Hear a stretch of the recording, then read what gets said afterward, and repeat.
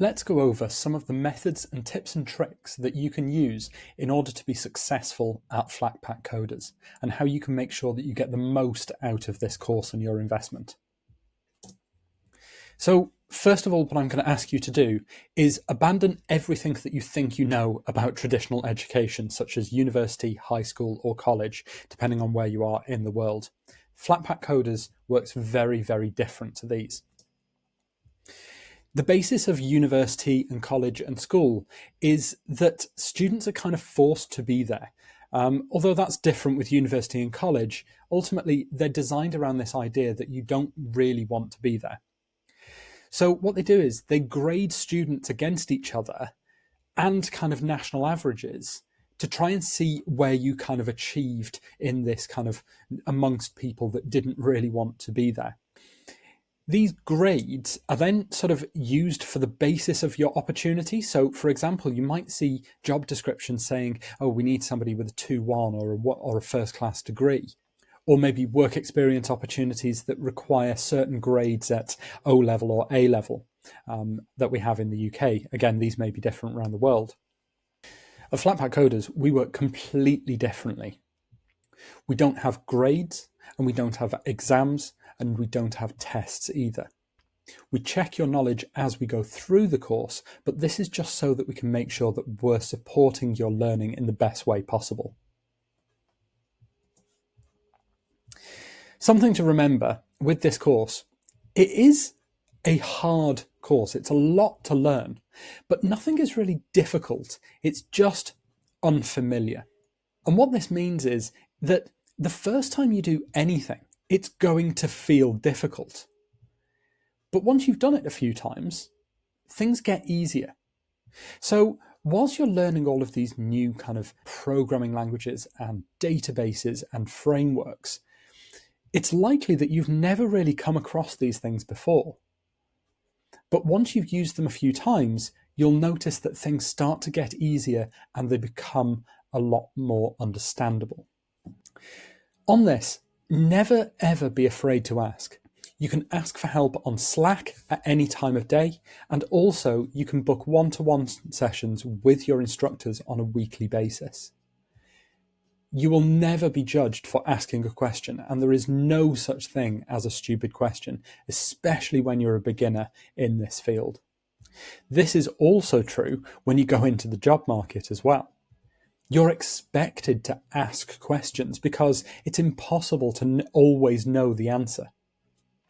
At Flatpack Coders, we say that you should expect to learn in your own way.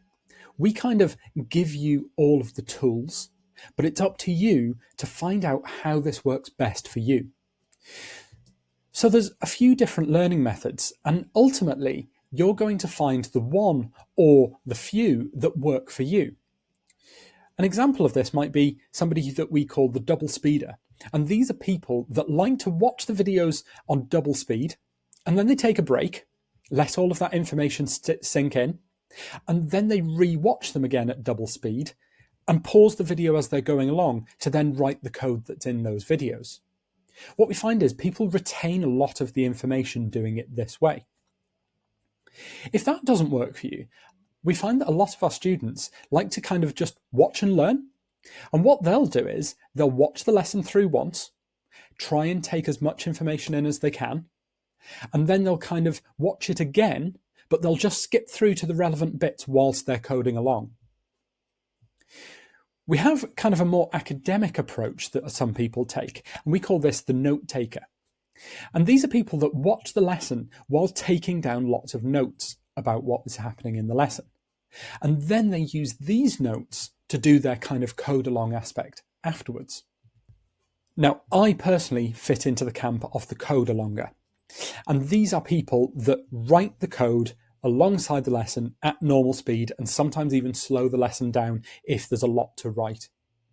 Now, you're going to find which one works for you best. You're probably looking at one of these now and thinking, oh yeah, that I think is the one that I'm going to use the most often.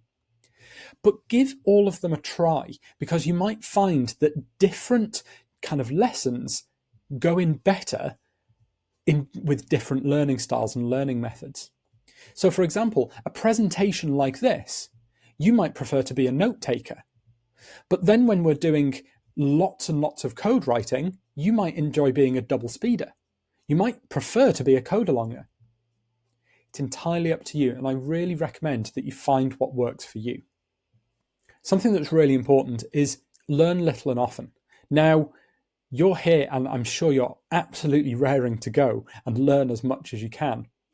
But I would just recommend that you, instead of trying to do big chunks of learning in a week and then doing nothing for maybe 2 weeks afterwards, you instead book in some time every evening and a few hours every weekend to make sure that you're taking in these bite-sized chunks, because that's going to go into your brain a lot better than if you try and cram in as much learning as you can in one block. So the way that I approach this, and a lot of our successful students approach this, is they actually put time to learn in their calendars. They'll put in their work day, and then afterwards they will actually put a 1 hour block saying Flatpack Coders learning. They'll also put some hours in at the weekend. And what this means is when somebody phones them up and says, hey, do you fancy going and doing this thing this evening? They'll say something along the lines of, I can after this time. Or, sorry, I can't this evening. Can we do another day when I'm not learning? When it's actually in your calendar, you physically have to make a decision not to do it, rather than just kind of skipping it. Something that's quite good and a mental trick that you can play on yourself is actually to use a star chart. And on here, you put the days of the week along the top, and then you put your goals down the side, and then you literally give yourself a little sticker or a stamp like you might with a small child doing their chores. This psychology works just as well on adults as well, and it's a method that I personally use to make sure that I'm working on the business enough, and I'm coding enough, and I'm working out enough.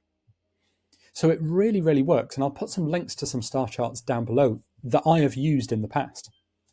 It is important though, don't forget to give yourself some time to focus on yourself.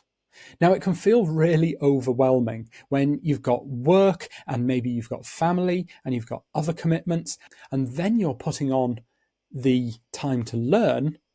And then I'm saying here, oh, but you need some time for yourself as well. Now, I understand that it can sound like an awful lot of work with this added looking after yourself as well. But it is super important to, again, book in some time in your calendar to say, no, I'm not going to work. I'm not going to learn in these small blocks of time. I'm going to do something that I enjoy. So I'm a triathlete, and the disciplines in triathlon are swim, cycle, and run. Now, they are the 3 disciplines that you train most for.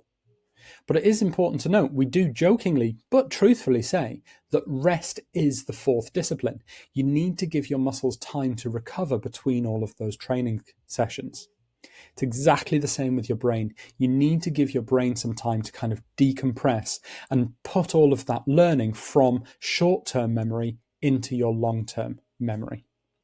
If you haven't already, it's a really good idea to do a bit of research into growth mindsets. In a nutshell, people with a growth mindset believe that ability is something that you can learn, whereas those with a fixed mindset believe that ability is something that you're either born with or only really develops in your very early childhood. The difference between these two people is that people with a growth mindset are, first of all, in demand from employers and often very highly successful, because they look at something that they can't do yet and think to themselves, well, I'll just learn it. Those with a fixed mindset look at these things and say, well, I'm not talented at that, therefore there's no point in trying. These people generally don't get the best jobs in the world, and they're often stuck in ruts saying things like, oh, I wish I could get myself out of this situation, but never actually doing anything to do so. By virtue of the fact that you are here listening to me now, shows me that you've probably got a growth mindset already. But it is a good idea to kind of keep that in mind and make sure that you are maintaining your growth mindset. Focus on that learning journey, not just the outcome of the current task. The fact of the matter is, not everything is going to go well on this course for you. You are going to struggle at some points, but that's okay if you approach it with a growth mindset. Some examples of a fixed mindset, and don't get me wrong, I've had these myself sometimes. You might think to yourself when someone makes a mistake, you'd be like, well, you're wrong, I'm awesome. And it's this idea that you want to kind of show off how they were wrong and you were right. Well, that doesn't help anybody. On the opposite side of that, we've got the kind of, you're right, I'm awful. And you internalize these ideas that if somebody else was right, then you must just be an awful person. And that's absolutely not true. Criticism is a good thing. It allows us to grow and learn more. We also have the blame game, and these are people that kind of say, well, it was someone else's fault that this went wrong for me, or it was some other conditions that mean it didn't go right for me. Again, on the other side of that, we've got people called the eternal optimist, and these are people that even when things do go wrong, they say, well, it doesn't matter because these things went right. Absolutely, make sure that you're focusing on some positivity, but it is important to say we're going to look at what didn't go so well so that we can improve from it. Have a think about times in the past that you might have been in one of these four camps. So here is quite a good analogy for what we're doing here at Flatpack Coders. If we think of your task as trying to knock down the pins on a bowling alley, we are kind of like the coach that will tell you how best to throw the ball down the alley. We can teach you all about how to get the spin correct on that ball. We can even be the guardrails to make sure that you're not just going to completely fail when you try and do it. But ultimately, you are the one that's going to have to throw that ball to the best of your ability. Here, we can kind of guide you towards the answers, but we can't actually give them to you because then you wouldn't learn anything. And on that, programming is a bit like navigating to a city that you've never been to before. You've got this sort of destination in mind, but in order to reach it, you've got to look at maps and guides and understand the local routes and shortcuts and maybe even talk to people to try and find your destination.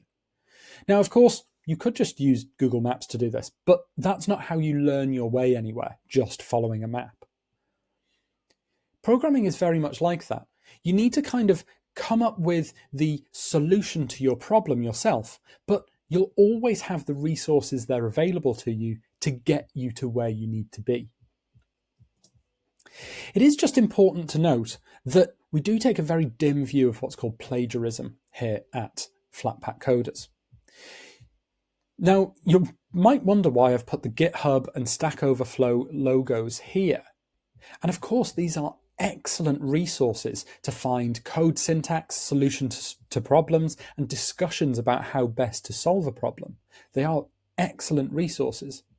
But it's super important that you don't just copy and paste code straight away from the internet and try and pass it off as your own. I've also put the ChatGPT logo up here because ChatGPT and other AI tools are getting very, very good at writing good code now. But the thing is, you can use all of these tools when you've learned how to code. If you try and use them too early on, well, you're not really going to learn how to do the thing that you're trying to solve. The likelihood is, if you plagiarize code, we won't know. Your instructor will probably look at code and they might think to themselves, I know this student, and it's unlikely that they'd have written that answer in that way. Or they might even think, why are they using things that we've not discussed in class? But ultimately, a lot of the solutions to the code problems that we give you are out there on the internet. The problem is if we don't catch that and you just pass that off as your own, well, you're the one that suffers. Your instructors already have jobs as software engineers. It doesn't really matter to us if you don't learn that particular bit of code. It matters to you that you've not learned that particular bit of code. So the plagiarizer is the only one that suffers when they plagiarize. But the thing is, you are going to come up against problems that you need to use tools and resources to solve. So how do you go about this? Well, we use an acronym called MINE, and we say, mine your problems. So the M in MINE is look to yourself, or look to myself. Think about past code and similar problems that you've come across, or maybe even look at past projects that you've done and even homeworks that you've done. You might be able to look at those and say, I think I can work out the solution to this new problem. Next, if that doesn't help, you should go to the internet.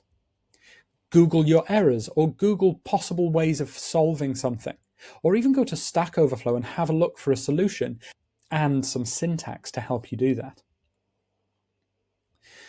If again that doesn't really work, the next step is to reach out to your network. Now on Slack, you've got access to all of your peers, all of your fellow students at Flatpack. Make sure that you're asking these people, hey, how did you approach this problem? I'm getting this error. Any ideas what it could be? The great thing about this is you're not only helping yourself work out the problem, you'll also be helping them further understand the problem by explaining it to you. So you're actually going to be helping yourself and your fellow students. If at this point nobody is able to help, this is the point that you escalate it. So you should reach out directly to your instructor by tagging them in a public channel saying, hey, can you help me with this problem? Maybe they'll jump on a Zoom call with you or send you some resources that will get you out of this problem. But it's really important that you follow this MINE process.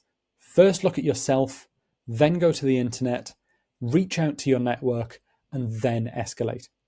At the beginning of the course, we will be quite nice and, we know that you will want to speak to your instructor about certain things and, go straight to your instructor to help, because you probably won't have many resources to look at yourself, the internet, or even out to your network.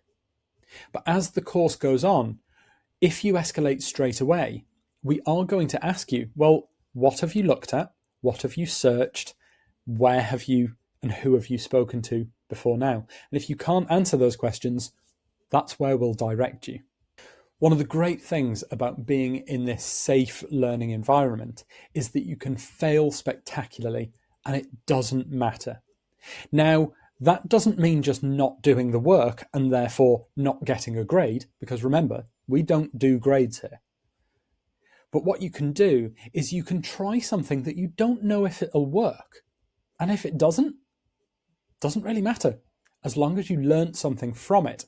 And we're here to make sure that even if you are likely to fail, you get a really good learning experience from it. It's likely that when you actually go and get a job or you start building your own startup, it's likely that you're going to need to be a productive employee or a productive business owner. Thankfully, in this learning environment, however, it doesn't matter if you waste a bit of time learning something that isn't perfectly relevant. We're here to make sure that you're always learning relevant skills.